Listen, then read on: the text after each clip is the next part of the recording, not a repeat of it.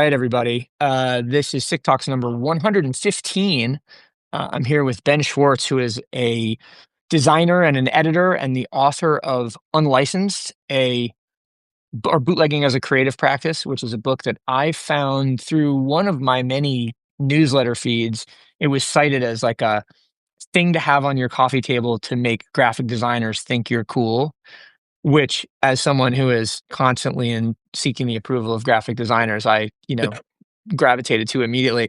I was just looking through Mhm. my email to try to find that citation. I don't remember. Yeah. Do you happen to know what I'm talking about? It I was think I know what you're talking about. I'm blanking on the person who wrote that, but I saw that. It was very, very nice. So yeah, I mean, it's Yeah, well, and it was funny because it's written in a stream of contemporaneous news, and so I Mhm. figured like, oh, this is a brand new book. And then when I investigated, the book is what, a year and I a think half old, something like that. yeah, about a year and a half old. Yeah.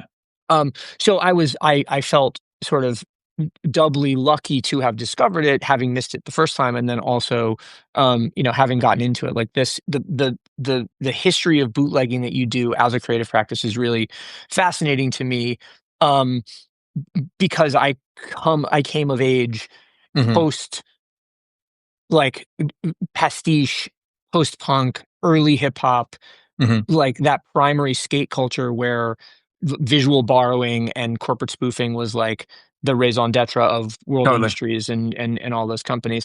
And so I felt very at home reading all of it.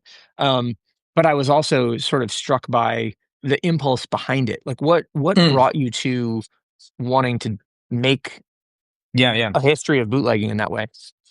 Yeah. Well, thanks for inviting me to be on this. Yeah, of First of course. all, very Of nice. course. I'm always happy to talk about this. And thanks for reading the book and checking it out. And Yeah, of course. yeah, so I come from like a music background. Okay. I currently work as like a designer and editor, but before that, I was working in the music industry, and I think like music's always been the thing that has guided me. Sure. Um, and I think like first and foremost, I'm a very big like music nerd, music fan, kind of super fan. When I love something, I really love it, and I'm the guy that like wants to make like the bootleg t-shirts for no reason at all or things like this. I just find that's like in a way of expressing my appreciation and passion for something. So I think that was something that was always in me. And then I think graphic design, goes hand in hand with that. It's like a really nice, helps to make the bootleg t-shirts better, I guess in some way. Yeah. Did you come out of a scene that was bootleg heavy? Like, did you come out of following the Dead, for instance, or I don't know, I like was hardcore really shows or skateboarding or anything like that? I think the first time it like really, really hit me was I was interning. I was in school for this designer named Brian Roettinger, who's out in LA, Of and he course, was yeah. in the punk scene at the time, like doing a lot of stuff with the band No Age. And I remember he had this like bootleg book of I think it was like New Order or Joy Division. I think it's called A History of Cuttings, which is I think you can still find it, but it's very rare Okay. and it's very hard to find. It's like an amazing stapled book of like every article ever from I think Joy Division. I just like Wow. found this object completely incredible. Like it was just so raw and like as like as a fan, I could see how you could just like obsess over something like this. Um, and that like really struck me. And I think so that I wouldn't say I came out of a scene, but I think I was like grabbing from certain people I was around. Like Brian was a huge influence on me in Well, I that mean, yeah, that respect. that his work for No Age. I mean, I remember those first few No Age records on Sub Pop. Like the packaging was unreal. It So was good. this, not only this incredible kind of work of art and design, but also just the fact that like Randy and Dean. the other and Dean Dean. Yeah. had sold Sub Pop on spending money like that on Yeah. packaging in that So cool. era was crazy, because no, like Yeah. that was the low point of the music industry, and so nobody was spending money on anything at that point. Mhm. So that was, anyway, like what an incredible place to start.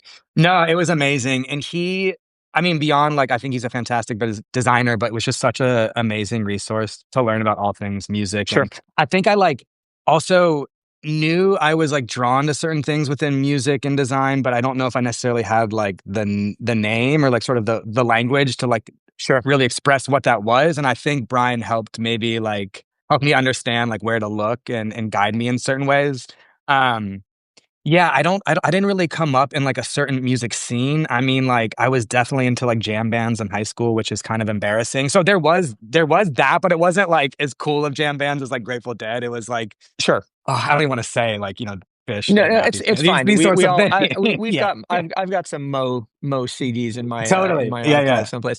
The well, no, but okay. So how did you get in? I mean, like Brian is a very specific, and I don't know him. I Yeah. just know his work, but we he that's a very specific way in. Like, how did you get into that seat? And it That was doesn't feel like you really answered a Craigslist ad or something. That feels no, like no, no, no, no, no. It was really funny actually. So I went to school at Art Center in LA for design, okay, and that school is very much geared towards they want I mean, it's a great school. I like loved going there so much, but I think that school is really they want you to like get a really great design job at one of these like larger companies and I think that's like a definitely a great path. But I had a teacher early on, his name was Steven Serrato, also in LA, who kind of started turning me on to some of the more like um underground music sure, related sort of European design, which like really I gravitated towards. And through that started to like just see that Brian was making a lot of work in LA um, for the school SciArc, for these bands that I was into, for like artists. I think he had done this like Baldessari thing that I was really into. And so his names like kept popping up. And I just emailed him one day. No, actually, I like kind of like saw he was gonna be speaking at this event, and I just like went to the event and I was like, "Hey, I'm in school. I love what you do. Do you ever take on internships?" And he was like, "Yeah, yeah, just like come by." So it kind of sick. worked Oh, like that's that, great. which was amazing. And Brian and I are still like good friends to this day. And yeah, so I mean, his just being in his studio and being around him and the artists and the musicians that would come through, it was just like a really important experience for design, but also just to like educate me on like getting me deeper and deeper into these subcultures, which I loved Yeah, so much. yeah, for Um, sure. It's interesting that it also makes sense. I'm a little. Sounds like anyway. I'm a fair bit older than you are, and so it also makes sense the contents of the book and the places that you got into. One thing that struck me having come out of skateboarding and a particular kind of late 80s mhm, early 90s skateboarding was that the there wasn't as much reference to that kind of bootlegging that Steve Rocco and the World Industries team, Mark McGee totally.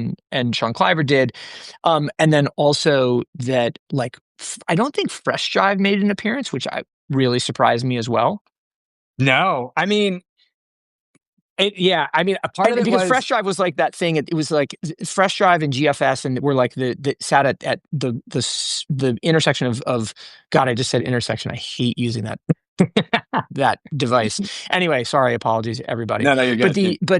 they sat like at the place where rave culture and Mhm. skate surf coastal culture met, and that was also an important locus for this. So I was just struck by those things being out of the frame of Yeah. reference, but I now I understand a little bit better based on where you were introduced to the whole thing. Yeah, and I also think I mean, bootlegging is a massive, massive, massive subject, and like you can look at it in so many Sure, different ways. And I do think part of it was part of like adding that second tag of like for creative practice was really trying to like focus the topic on like bootlegging as it relates to art and design practices. And I know that in skate culture like wasn't something I was very familiar with. I mean, I didn't come up in skate culture. I didn't want to pretend sure. like I was a part of that. I also feel like there's a certain type of bootlegging, and you can like correct me if I'm wrong here, but it's sort of like the logo flipping, logo jacking, almost like the ad busters kind of vibe, which was like turning corporate logos into like streetwear. Like that stuff I was interested in, and I do think there's a bit of that streetwear kind of thing mentioned in the book. But I also Yeah, there think is for sure. like today, like looking back on some of that stuff, it it feels a little like uh I don't know, just like like a little like maybe at that moment it felt like really like important and like impactful. But like looking back at someone like flipping a McDonald's logo, I'm not saying that's what the skate thing was, but these sorts of logo flips today, I feel like maybe not aren't as powerful devices. We've just seen them so much. Yeah. Um, That's fair. That's fair. I mean, it's interesting, right? Like any book or any sort of investigation of a historical context or concept has to be done with the current day audience in mind, right? Like you're not writing for the past, you're writing for I, an audience in the present. So I guess that makes sense.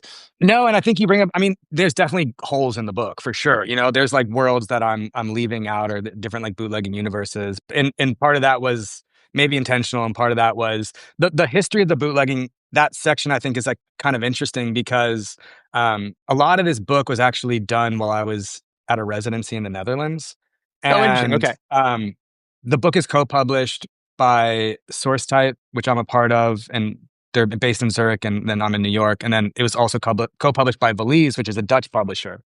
And one thing I found like really interesting about this was like bootlegging is not a common term at all in the Netherlands. I kind of thought it Oh, was this like interesting. universal term. So part of this residency, we had like an open studio. We would present the research, and everyone's like, "Wait, what is bootlegging? I don't even know what that. I can't even like enter into this. I don't know what that word means." And so that was a bit eye opening, and probably me being from the United States, we think everyone knows the same. So Yeah, yeah, of course. it took a bit of like. Then I was speaking with the Dutch publisher, and they're like, "Actually, this is like this." We understand what you're talking about, but this isn't like a well-known concept. So you need to add some context to this with a history. And so I was cherry picking certain moments from the history that stood out to me. And I tried to touch on different aspects of culture from like copyright to music to fashion to all these things. But yeah, I do think skate culture is something maybe if there's a version 2 of this book that could be added in there. Okay, well, so are we breaking the news that there's a version 2? No, And that I have not broken that news. No, I mean, man, books take so much out of you, and then you're like, I can't even process the idea of like doing another one. yeah, it's somebody a few years ago after I left a long running position was just like, you could write a book. I'm like, I have so little. I'm very flattered that you think that I could or should, but I have so little interest in that. It's scary. Man, it's a lot. It's a lot. But I mean, what's funny was that was never the intention. It's like similar to maybe what you're doing with like the sick talks is just like it started as this desire to just like want to connect with people. And it started actually at another job I had at the Walker in Minneapolis, the Walker Art Oh, right, Center. cool. Yeah, great museum.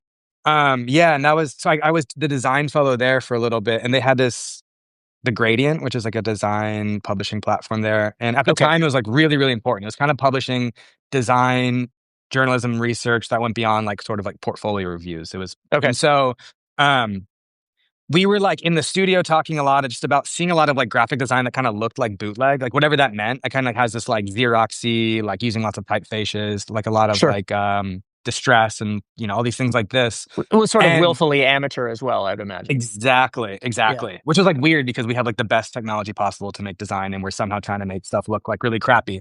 And that there was something really appealing to that. And it felt like at a certain moment, it was also like when all these like kind of bootleg T-shirts were like really getting like the Boot Boys Biz and online sure. ceramics, and these things like were exploding. And so it was like what we kind of were talking a lot in the design studio at the Walker of like, why is this happening? Like why is this like drawing people in so much now especially? And so I think a lot out of those conversations, this series on license started where I just started like interviewing different designers that I felt were doing things adjacent to bootlegging and publishing that sort of stuff. So Yeah, it started just like a round of interviews, and the interviews like kept going, and then like COVID happened, and I kept doing the interviews. Then someone's like, "Well, these should be a book," and then could be a book. So all to say is, you could do a book. Sick Talks could be a book. you're not the first person to say that, and maybe that is. It's funny. It dovetails it with a topic du jour, um, in the newsletter always of late, which is like AI. What I was going to say is, at some point I can get some automated transcript that actually is representative of the conversation of the words we say. The thing that's really Hmm. interesting about these conversations is I get an automated transcript of them, and it is full of like problematic mishearings. And I don't mean Yeah, problematic in the like, you know, uh, woke sense of the word. I mean, in just literally like misspellings or yeah. mishearings or whatever. It gets proper nouns totally wrong. And it ends up being more work to transcribe and translate this thing than it would have been to just, you know I what I was mean? doing the Like same exact thing as you. Yeah, send a yeah, bunch of written questions instead. yeah. So we will see, but maybe maybe at some point the technology will catch up there. But it does it begs the question as a design professional, you know, and someone who's investigated these sort of like alternate means of creation and proliferation. How do you see the whole AI universe at the moment, like as a threat, as a tool, Yeah. as a neutral? I don't know what, as your best friend and your, Totally. romantic partner, Phew. whatever. Currently dating an AI. No, uh, no, it's so funny. I was like, as I was thinking about this conversation last night, I was talking with my partner, who's not AI, who's a real person, and I was like, I know AI is going to come up, and I like, it's like a topic that you see so much about, and it's kind of hard to form like what feels like a strong opinion about it. Like I see like it is useful in some ways for sure. Like I do use it to like proofread things, and I don't know, like I can catch myself using it to become like lazier in certain ways, and I try to like pull back from it there. Um yeah, I mean, I guess it's a tool and it depends on how you use it. I have had people like also talk about this in relation to bootlegging and this idea of like copying and sort of, and I've almost like resisted like trying to like have Sure. an opinion, which sounds lazy in some ways. I know it's kind of like I should like do the research and think about it, but in some ways it like I see bootlegging as like there's something so personal about it. Like there's something like you love this thing so much that you're compelled to make something from it or about it. And there's something that's so soulless about AI that just feels like any sort of Right. copying that's happening there is just like devoid of anything of the reason that I love bootlegging in the first place. You know what I mean? So the minute I think I start to like think about AI as like a form of bootlegging, I'm like, I'm out. You know? Yeah. Yeah, I'm for sure. like no longer interested because I just feel like I don't know. I also think maybe the amount that people are like thinking about and talking about it also is it's so overwhelming. I just can't even. I don't know. What's your take on it? I mean, do you Well, I have mean, any like? well, I always say that I say two things, right? One is I say I'm an AI bear, meaning that I see and understand the possible, like additive potential and Yeah, disruptive potential of it. And I think all of that is going to be true to some degree or another, but I also think its effects are going to be much less, um, like upending than it is sometimes presented to us. To me, yeah, it ends up manifesting much more like electricity. At some point, you turn the switch on and the lights come on, right? Like, sure, yeah, whoa. Before that, we had to have whale oil and a fucking candle and a yeah, lantern, yeah, yeah, all that kind of shit. Um, but the second thing that I think about is at the moment, like it is a machine for more, and hmm, more is just more. More isn't necessarily better. It yeah, isn't necessarily worse. It's just more. And so what we have to be, the way that we think about it is like, how do I contend with more? Um, yeah, that more, of course, brings taste to the fore in an important way, but it mm, also, it stretches the boundaries of our attention. And I also, it allows us, I think, to give into some of our basis instincts, like, or basis impulses, like doing less or being lazy. yeah, What I was curious about more so is just like as somebody who is a professional, do you feel like somebody is going like, "Oh, I can just have ChatGPT or Midjourney or whatever oh whip up yeah. that thing that I would have had Ben do, so I'm just Uh, gonna do that." I would like to believe no. I mean, I actually so mainly do book design, Okay, which involves a lot of deep research and deep understanding of the subject, and a lot of like both like the subject of the book, and then I also think like the craft of bookmaking, knowing how printing sure, works, knowing how production works, uh, and then I just think there are certain intangibles that I think like I don't think AI can do in that world. I think that, sure, like I don't know. I always see bookmaking as like it's such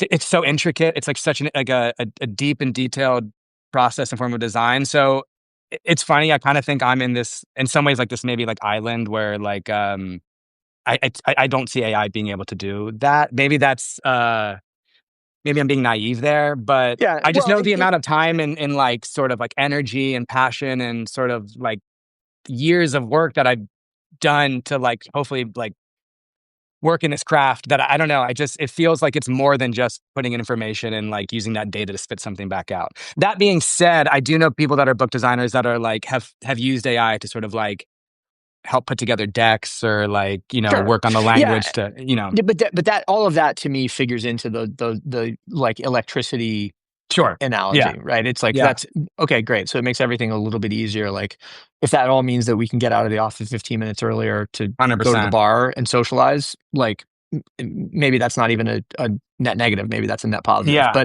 Totally. But it has to be, to be used in that way. I'm just curious. I just like part of my interest is that, I have a 19-year-old who's in college and is studying film and television, and um, his younger sister, who's going to go to college in a couple of years, wants to study marketing. And so it's like these are industries that theoretically are being totally Hmm. disrupted and upended. Hmm. And but by the same token, I don't know. Like I talk to them, and I talk to people like you, and I don't get the sense that anybody who has a head on their shoulders ought to be losing their mind. And yet that seems to be the wider Yeah. narrative. So I feel like what, if anything, it like, I feel this way about so many things. Like at the core of like any good design or marketing pitch or like even like it's like about like a good idea. I kind of feel yeah, like yeah, yeah. and I think AI is helpful in like executing these ideas. Like let's say I was watching a friend do work the other day and he had this like great idea, but it was like a pretty complex like illustration thing to render and show in a deck. So he like had this great idea and then he was able to like render it quite quickly to make sure it formally looked good. So I was like, that's actually a nice use of it where it was sort of like the idea was good and this was just a means of like representing the idea. So that was like nice. Or it's like with like I think about so much like in music where I'm like, good songwriting is good songwriting is good songwriting. Like like Yeah. all these like bands like was having this conversation the other day, like, why is Geese so big? I'm like, I think Geese is big because like the songs are good. Like Cameron Winter can write good music and like you can package it any which way you want, but like at the core of the thing is good. Yeah, well, it's also, I mean, Geese is a good example, and Velvet Sundown, let's say, is a bad Yeah. example of that thing that Ed Ruscha said, that, or at least is attributed to Ed Ruscha, but I say all the time, which is like, you know, great art um is huh, wow, not Yeah. wow, huh. You know what I Yeah. mean? Yeah. Yeah. Yeah. It's there's a mystique and an ephemerality, ephemerality is not, there's a mystique to it that Hmm. is sort of ineffable but meaningful. And yeah, yeah, yeah. And and I also, Geese is just making stuff. The thing that I like about them is that they are, what's he got, 1,000 songs on a hard drive or something like that, based on Yeah. that Yeah. some Pitchfork article I read. Yeah. It like that he's just doing it, and is Totally. not he's not we're getting back to a place that is not about over engineering. And I think that's one of the things that like one of the reasons that bootlegging and let's call it visual sampling or just pastiche generally appeals to me so much about it, is that it's like, let's just try it, let's see what happens, Yeah. Yeah. let's kind Totally. of get it out there and see it, and less, we're going to worry less about the consequences of our creative practice and more about the creative, about the possibilities. Yeah. It's like, yeah, I mean, it's really about just like almost like making before thinking. And in some ways, it's sort of like just like, I don't know. I think now we have a tendency to like overthink a lot of things. I was reading some of the like links we were sending back and forth this Yeah, morning, and they're talking about people being like so scared to post online now because they're just like, I do think everything's overly manicured and we're so precious about what goes out there. And there's something about bootlegging that's just like make think rather than the other yeah, way yeah, yeah. around, which I kind of like. I mean, I see value on both sides of things. Again, like going back to music, you have like bands that like put out like so much stuff and then like some of it's really great and some of it's really crappy, but kind of like their artistic practice is like the fact that they're so prolific. And then you have other Yeah. people that are like Frank Ocean and like 2 albums out and they're both like incredible. And then, so it's like both ways of doing things are good ways of doing things, but bootlegging definitely is more of like the make kind of Yeah, thing. yeah, yeah, for sure, for sure. Yeah. Are you? I mean, as a student of the practice, is that your sort of natural mode and mindset, or are you fascinated by it because it's oppositional to the way that you actually behave? That's interesting. Okay, so I am precious about what goes out, but the Hmm. way that so I have some, like I had a roommate that was a designer and a very dear friend. And we were in school together and we both get an assignment and I would like get the assignment, immediately start sketching, like putting type down, whatever it was, like making layouts. And then he would spend like 2 weeks and just like read. And then he would like, put together like one design that was like amazing, and I had like a bunch of really crappy designs, and one of them was like hopefully okay. And it was just so funny seeing like those are like the two ways of working where like I do think I sort of think through making in like the sketching process. I am more like careful about what goes out into the world as like a final design. But yeah, I definitely know some designers who are like the first 2 weeks is like just research. You're not even opening like Right. InDesign. And then other designers who are like, who cares about that? Let's just start like working formally. And I definitely think I'm more of that kind of person. So, Yeah, I and gotcha. part of that is Well, an anxiety of like, what if I don't come up with anything? So I need to just start putting things on paper. But I also think it is a way that I've learned to appreciate is like, this is the way I work and make things. So, yeah, that's funny. You should. The role of anxiousness there is kind of interesting. I'm anti-anxious, which is as much so a nice. which is well, I mean, it is in certain respects, and it's also Yeah. like a hindrance in other respects. Because I'm just like, Yeah. it'll work. At some point, something's gonna happen. It'll be fine. Don't worry about it. And I probably, don't sweat some of the fine points as hard as I should as a result of that. Um, Okay, but you did bring up something that gives me a good segue, which is that you were talking about some of the links that you were reviewing. So this show ostensibly is about what my guest is up to and Yeah. their worldview, but then also like from the list of developments this week, what jumped out at you? Because I'm always interested to know like where do fascinating people find their fascinations Mm. and what weak signals resonate with them as opposed to resonate with anybody else. And so we should talk about that a little bit. You sent over, I think, probably six or They're seven stories. very random. um And honestly didn't have a chance to read them all. Some of them was like, ooh, this headline looks good. but So, but that's fine. I mean, it's like the story about how Nike sold out of the tracksuit that Maduro was rocking, in his capture process is, you kind of don't even need to read the story, right? Like the headline yeah. tells you The everything you cra- need to. the craziest part about that is my studio's in Sunset Park and we are directly facing that holding jail. So it's like I looked out the window and that's the place where like like we were there like yesterday and there's all these news cameras out there and like they're all there. It's all right there, That's really funny. which is Wait, always like a little freaky. he's being held in Brooklyn? I thought he was being held in Manhattan.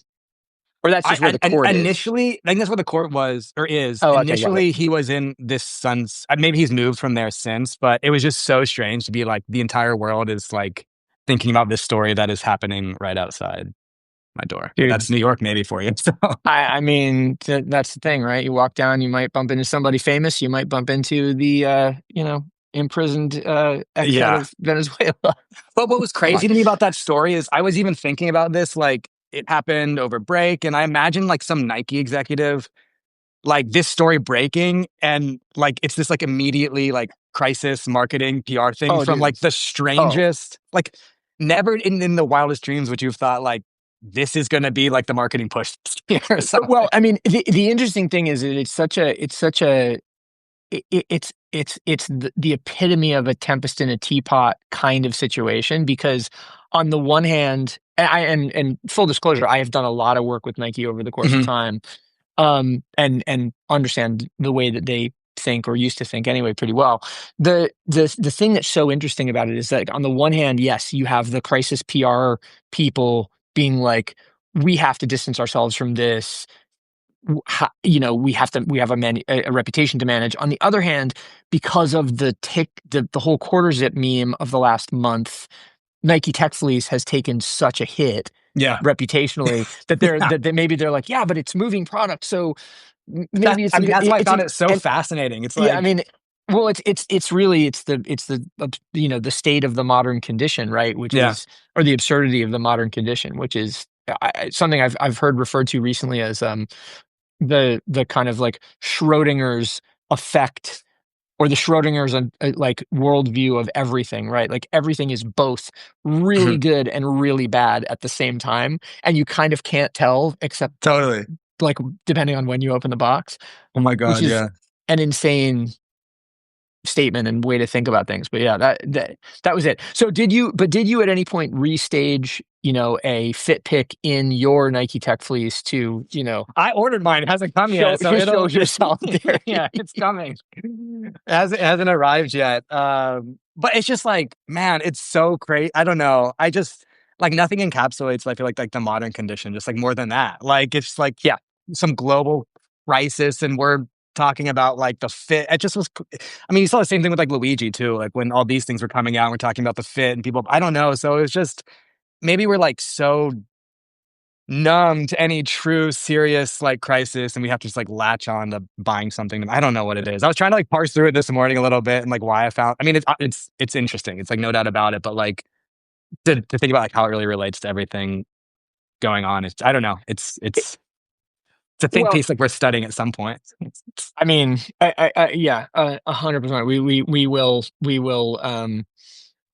There's a Thomas Pynchon novel in the ways in which the military-industrial complex affects global streetwear Yeah, yeah, purchases. yeah, yeah. Do you know Emily Keegan? I don't think I do. She's someone maybe like I don't know, but she's like a photo researcher. She's worked on Okay. magazines, but she has like one of my favorite Instagrams, period, where she will like dissect like very like important like contemporary kind of memeified like photos happening now, and then she'll kind of like give you these like amazing histories related to them. She's like a brilliant person, and I'm kind of just like waiting for her take on this photo story, because there's some she was already commenting on the fact that like the guy like Maduro like changed outfits 3 times, and there's something about that which was like very strange. And but she's the person I feel like is kind of up your alley, and is an Yeah, amazing interview. I'm just toggling over in a different tab to find her Instagram, which looks like it's Emily underscore Elsie.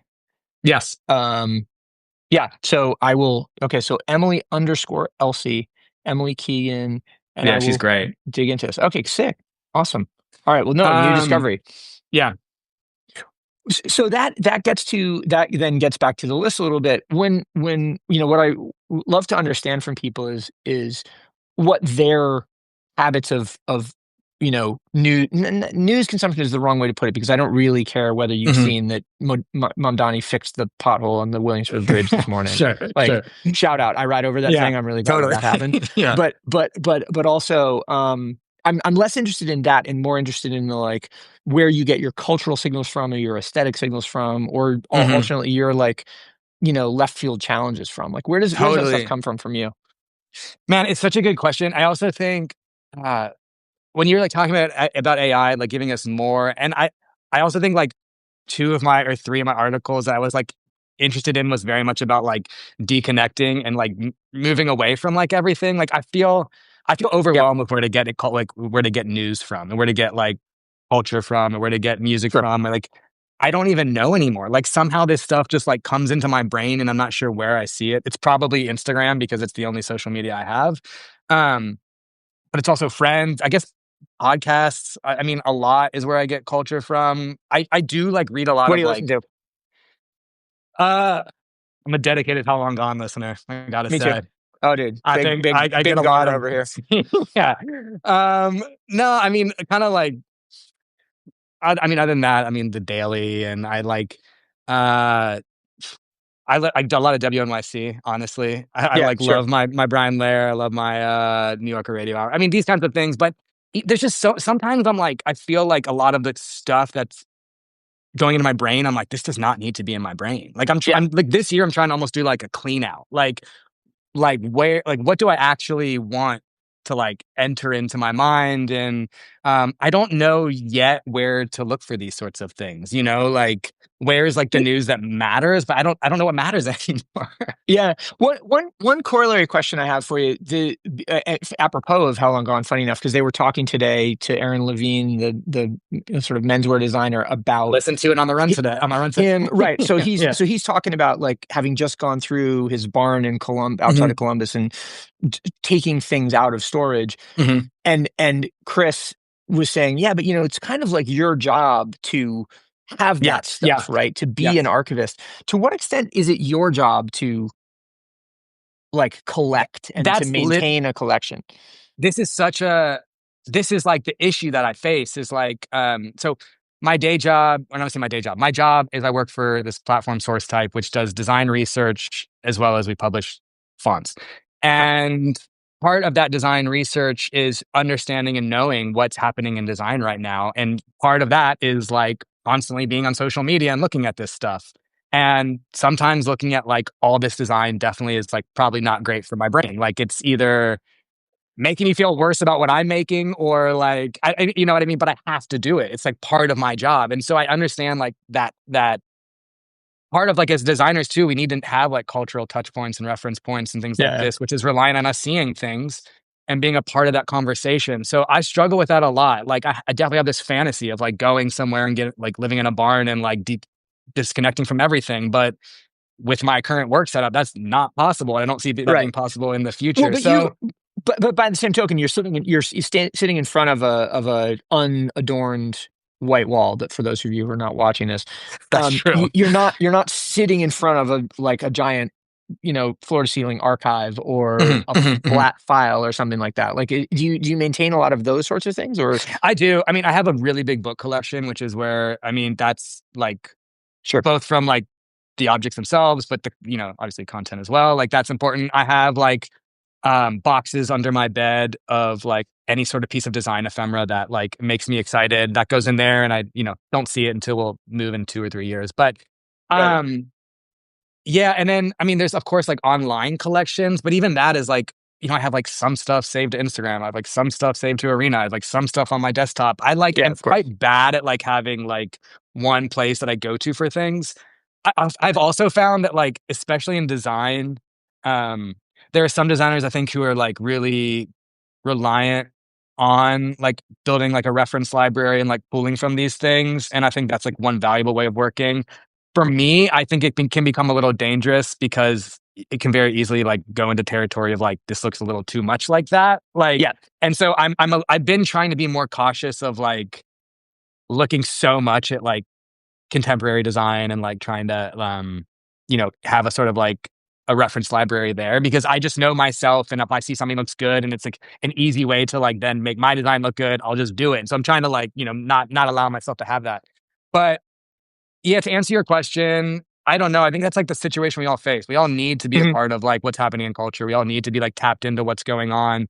But the amount that is happening is obviously so bad for all of our mental health. But we're sort of like just keep pushing through, you know? Yeah. Well, part of the reason I ask is because I'm currently, kind of working through testing a couple of different theses about how, let's call it, the world of marketing communication, visual communication, content syndication comes to life in real life. One of them, which I have aired out in a number of places, is the idea that because of the triangulation of throttled reach on social platforms for individual influencers, the cost of living crisis or the affordability issue, whatever you want to call that, and the desire and the lack of training that Gen Z has in IRL socialization, that you're going to wind up in a situation where brands need to underwrite young people's social lives in a way that hasn't Mm, happened since probably the early tens, like post mhm, financial mhm. crisis. And so you're going to start to see, I mean, you probably are a little too young to have come up in like the days of the Sparks parties where everybody got drunk on like Oh, caffeinated, uh-huh, uh-huh. like alcoholic soda. Great. Um, We're but bringing this back? which turns your tongue. But it probably not Sparks. Like Sparks is a little too like What was obviously the other bad for one? For you. Loco. Is it For similar to For Loco, Loco? right? For Loco came, yeah. So Sparks was a Sweet. progenitor to For Loco. But I mean, this is the way Yeah. PBR like exploded, and so on. I think you're going to start to see some more of that. So that's one thing. The other thing that and this is a prediction that I posited to the Culture Journalist podcast, which will come out later this week, I think, is that I think we're going to start to see a return to physical collateral distributed for free at in IRL situations. Mhm, So mhm. this could be zines, it could be show flyers, it could be posters, it could be stickers, it could be buttons, et cetera. But the sort of thing that a generation of people who were not encouraged to own goods Yeah, didn't demand, and so weren't yeah, made. yeah. And now we're getting back to young people being like, I don't have anything else to hold on to. I want Mhm. something to hold on to and collect. So it just seems like people will start to build those kind of libraries of ephemera. Yeah. Um, are you being asked to make anything along those lines? Like when somebody says, "I want you to do a book," do they also say, "I also want you to do the poster. I also want you to do the button. I also want you to do the T-shirt. I also want you to do the There's fucking, definitely identity for the Instagram live series, whatever it is." I wish it was like posters and buttons and things like that. It's mostly like, okay, now can you do like Instagram posts for us that like kind of are the same token, which is a lot less fun to do. But I think it's interesting. Like, so source type, which, where I work is like we've had these conversations too, where we publish research online on our website for free. It's great. We work really hard on these things. They go out into the world. They have a lifespan of like an hour on social media, and then like who knows if they have any more of an impact. Right. But we've also Right. done these things where like I think people are starving for a reason to come together in person, and like Yeah. it can be exactly what you said. It can be like a zine launch, which like the small zine. It's not even about the zine. It's about like people just want to like they want a reason to throw an event that people can come hang out. They can take something away. It's like obviously community building, all this stuff. And so, as working on both sides of publishing, like in the digital side of publishing and like the physical side of publishing, the physical side is infinitely more gratifying, I think, for both the publisher and I think for the audience. And so I do agree with you. I do think people are like hungry for these sorts of things.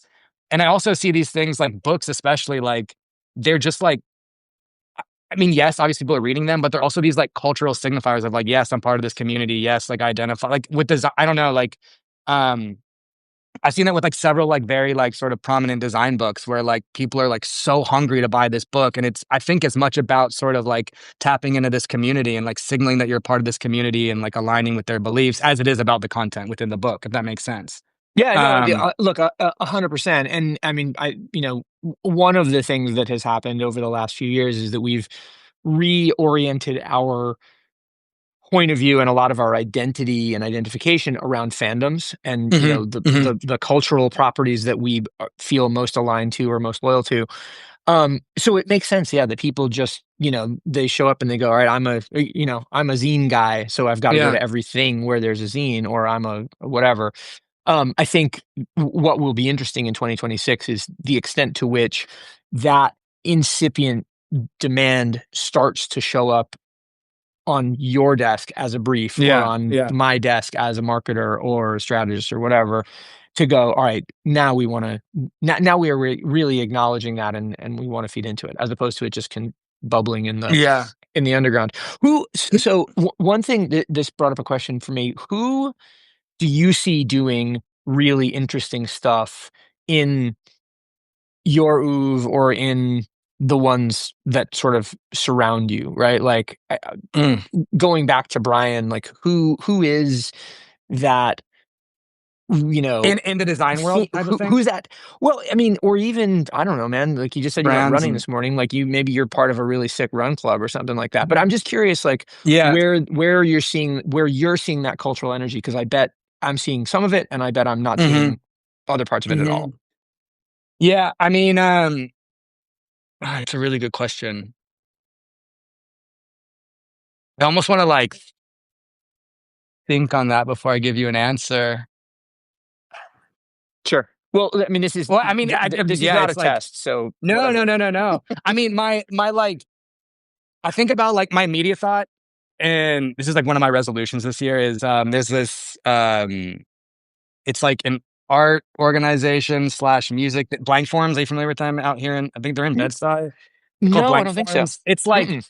very I think what they do is so amazing, and it's such a niche audience. It's like very, very avant-garde music, concerts, kind of tied in with art. It's sort of like it's like exactly the type of thing that I'm like really into, and it's like it's music that's like pretty far out there that it's like, What but you they mean, fit like kind of noise or noise and like really jazz or like dissonance, or esoteric yeah, okay. jazz and yeah, these sorts of things. And it's sort of like I see those things happening and having like a really amazing community around them, and they're also the design around it is very good. Like everything about it, I love so much. Yeah. And so I mean, like seeing that sort of thing gets me like really excited. It's like it's sort of this like I can't believe something like this exists. I can't believe there's like a community like people that like that are into this like I am. I mean, that was also I think on the How Long Gone podcast today was they were talking about like these like niche interests that you're like I can't believe other people are into this. It's like it's such a Yeah. weird thing, but it's so gratifying and it's so satisfying. And I mean, I actually thought like it was one of the more earnest moments on that podcast where they're like, you actually, as like a creative person, just need to do the shit that you're like really excited about, and the community hopefully is there, and you'll find the community. And I thought that was, I mean, we're so Well, worried about like tapping into these other things, but it's like that's when I think everything kind of gets, you kind of get lost, you know?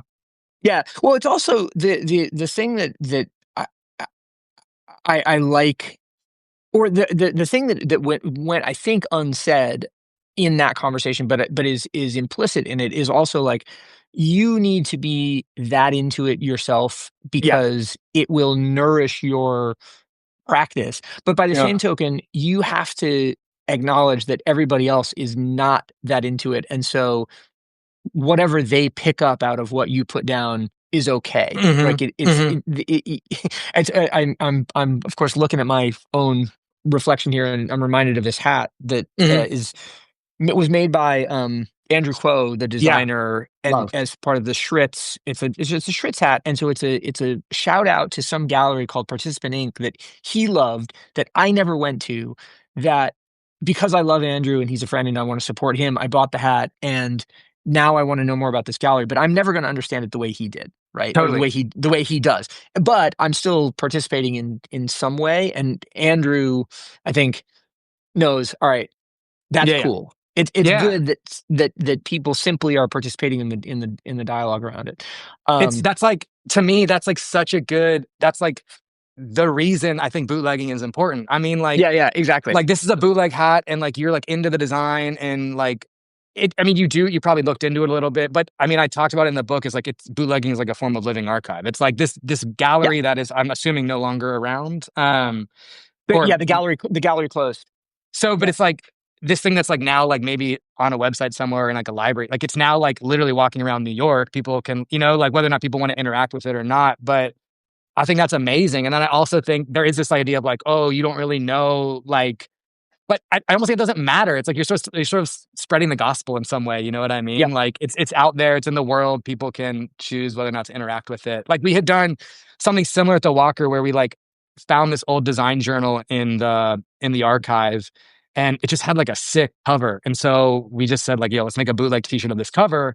And with the design studio, like, we all made it for ourselves, and we would occasionally wear it. And you had people in the building like, oh, like, what is that? I've never seen that. You kind of talk. It was just like literally like bringing something out from the archive that nobody knew about. And like people were like interested in and engaging with it again. And I was like, this is why this stuff's important. Like, this is why Yeah. in these small niche subcultures, whether it's like blank forums or like some random running club, like, I don't, I really believe like this is a way of like spreading research, And in Boot Boys Biz, the guy, the designer that does that, he had like these amazing things I thought to say in the book, where he was like really considering like these like shirts he was making, and sort of like the text around those shirts, as like, he was like putting out like lessons online and putting out like publishing research in the form of a t-shirt, which is amazing. It's great, Yeah, well, so. and I think, I mean, to me, it's that's where some of this stuff gets really exciting, is the breaking down of the walls of um of protocol, right? Like, if you Mhm. say, "Hey, I'm gonna get a," like High Snobiety a few years ago did a thing that I thought was really revolutionary, where they made a white paper about the new luxury, with Bain, or with Boston Consulting Group, right? And this is a Mhm. big, hundreds of thousands of dollars type of consulting white paper that big consulting groups do for their Mhm. clients.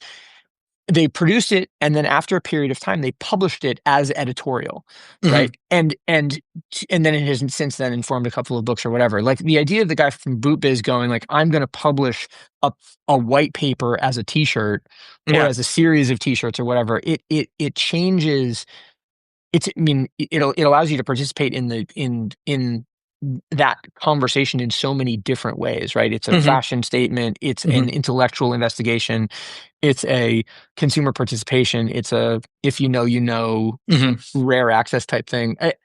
I don't know. I love shit like that. So that's a really good example. I like that. Who else is doing stuff that like, from that, since, in the year and a half since the book was Yeah. published, who else do you see active in the bootleg space that you think is really interesting at the moment?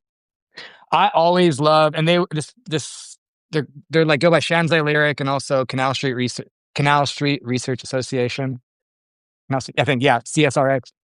It's two artists here in New York, Ming Lin and Alex Tartovsky, and they were like instrumental. I feel like they were kind of looking at a bootlegging from like a more intellectual lens, like way before I was doing it. And I mean, they basically started with this Instagram account called Shanzai Lyric, where they were posting sort of bootleg T-shirts, oftentimes like made in China with these sort of like mistranslated English phrases on them. And on one hand, it's like a very interesting kind of like humorous, although you could also see it as somewhat problematic Instagram account. But then like they sort of contextualized it in a way that was like what you're seeing here is like you're seeing like supply chains, you're seeing labor, you're seeing the way these things Yeah. move across the globe. Like yes, it's kind of funny, but it's such a deep thing you're looking at when you look at these bootleg T-shirts. And so Shanzai Lyric has this like archive. They collect these shirts and they'll show it at different places. I think they have a show up right now at in Essex Market, I believe. Oh, The other really? side of it is Canal Street Research, in which during the pandemic, they opened up a storefront in which they were sort of bootlegging histories of things happening on Canal Street and Okay. reenacting performances and remaking kind of Oh, merchandise. And it was interesting. like they're really incredible. And I think most recently they did a residency in the Sunset Park Cemetery where they were looking at sort of the parrot population there, and also like parroting is a form of bootlegging, and sort of like these parrots were also contraband that were brought over and they sort of escaped, and that's why they now live in the Sunset Park Cemetery. They're really brilliant, and like in Wow. terms of a practice, they're definitely one of my favorite. They're like always finding new ways to take this topic of bootlegging and sort of look at it in different ways. So That is um, they're very cool. And then one other plug is artist designer Nat Piper. okay. They have a book that just came out called A Queer Year of Love Letters. And I love their practice is basically they look at sort of like letter forms in queer history, and then they redraw them as a typeface, and then that typeface becomes sort of this like bootlegged artifact that can then be distributed and used in different ways. And Interesting. so this book that just came out is amazing. It has some great essays. All the type in it is like really interesting formally as well. So I mean, it's been cool to see these people that I have like spoken with, I think some years ago, like continue to push their practice and like take bootlegging in ways that I mean I didn't really foresee it going, which is cool. So, okay, so that actually is interesting. It was, what do they call it? Copyright Liberation Day on January 1st. Is that what they call it? Something like that. This previously, Well, in other words, every January 1st, a certain aha, number things of get released from IP. yeah. Right, exactly. They lose their IP, exclusivity rights. And I wonder, Betty Boop was one of the ones that was cited this year. So Betty Hmm. Boop is now rights free. If I made a Betty Boop shirt that commented on, I don't know what, like the Angelicism '01 Dime Square Neo-Catholicism thing, Sure. Yeah. is that a bootleg at this point because it's right free, or is it something else? I mean, this is a tricky question because I mean the project started with like you have to define what a bootleg is. And like, yeah, does it have to like break the law for it to be a bootleg? I don't know. Like, does it have to it's one of these things where it's like I kind of feel like it's you know it when you see it type thing. Yeah. Mhm. I was like trying to be like, oh, it has to like break the law, or it has to have like 1 degree of separation from the original, or but Yeah. in all these cases, you can find, of course, like the exception to the rule. And then everyone was just like, maybe it's just like don't define it. It's still this thing that's sort of like changing and evolving as like technology changes and as like our Yeah. understanding of copyright changes. And so it was sort of like I kind of was like, yeah, you know it when you see it, and also like, does it need to be defined? Is there a risk in defining it?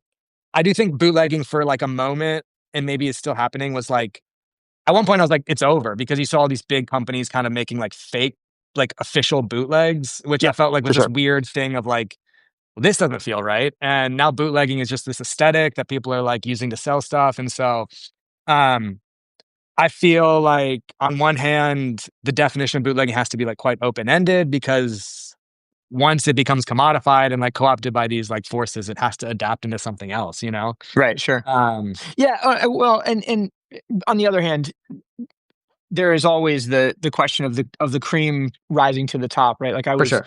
my wife just bought a bunch of new IKEA blue bags the other day, Hmm. and I was opening one up and I was reminded of the Balenciaga Yeah.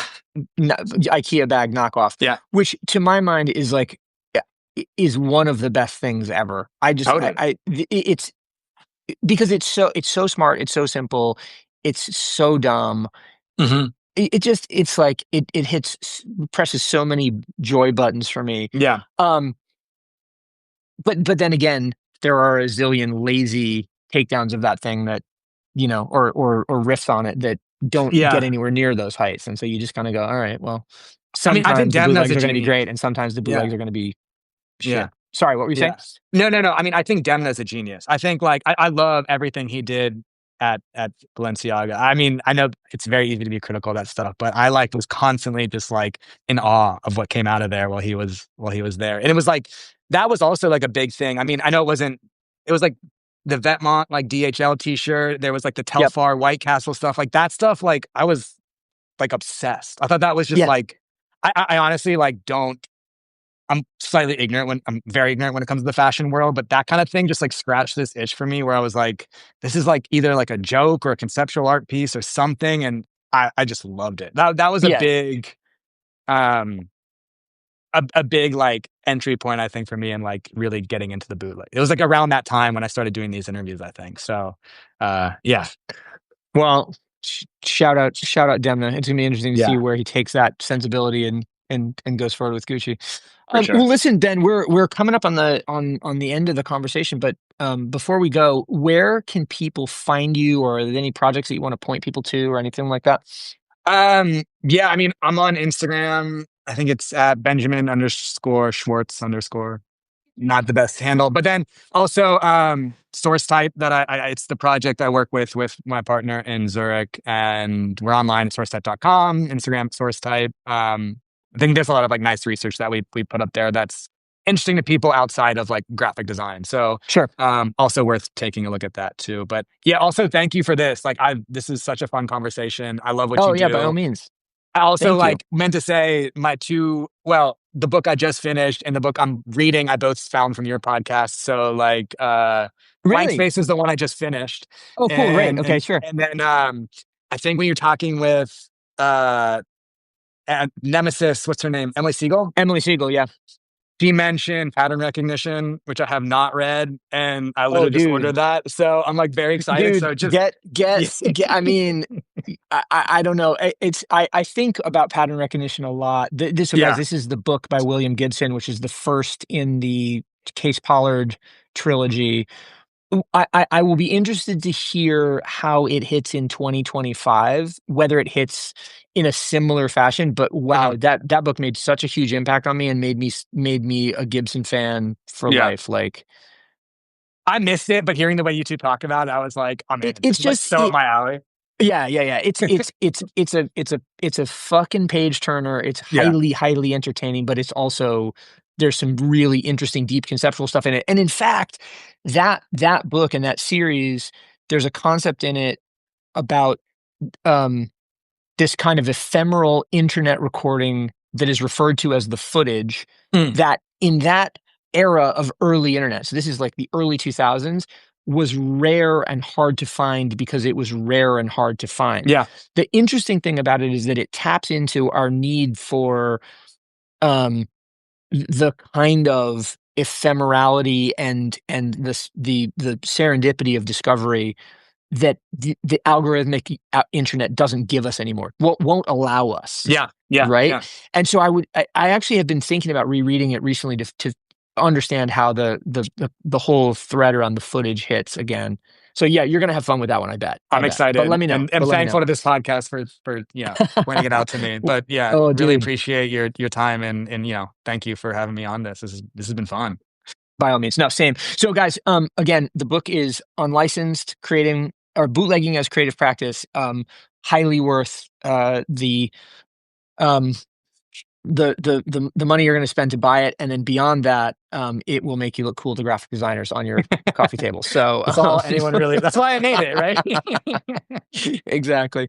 All right, cool. Well, listen, Ben, great to talk to you. Speak Yeah, to you again at some likewise. point. And in the Sounds great. meantime, take care. Everyone, Yeah, thanks for thanks being so here, much. guys. Bye bye. Okay, bye.